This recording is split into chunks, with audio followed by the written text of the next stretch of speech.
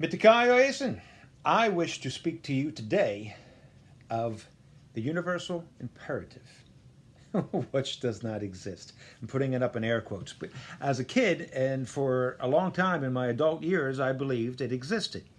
See, my dad often spoke of it. And to him, this universal imperative, right is right, and wrong is wrong, and that's all there is to it. But it hinged on its application. So he would look out on the world and he would see unfairness, inequality, injustice. And he would argue because justice and equality and fairness wasn't being applied universally. That gave him the excuse for him not to apply it. Now, don't get me wrong, I love my dad fiercely, but I have to be honest about his flaws, just like I love myself fiercely. And I hope that I'm honest about my flaws and honest about learning about my flaws. This was absolutely one of them.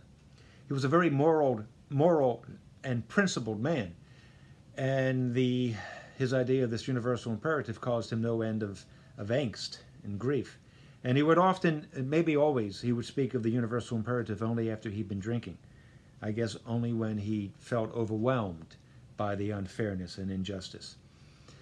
And the interesting thing is, through the years, I spoke of the universal imperative to people I met, colleagues, friends. Nobody ever challenged me on it. Nobody ever critiqued me on it, corrected me. Because Immanuel Kant's universal imperative is not a thing.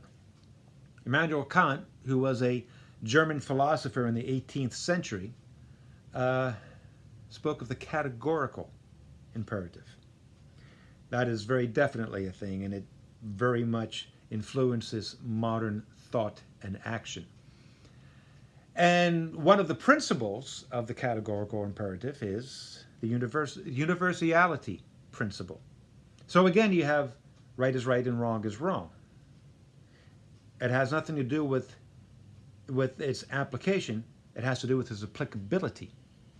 And the applicability is categorical across all peoples, all demographics, all time periods, all situations.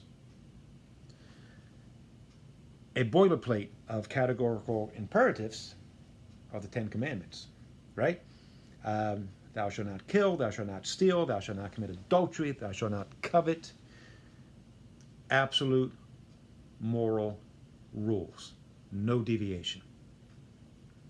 There's no moral relativism in Kant's philosophy. In fact, he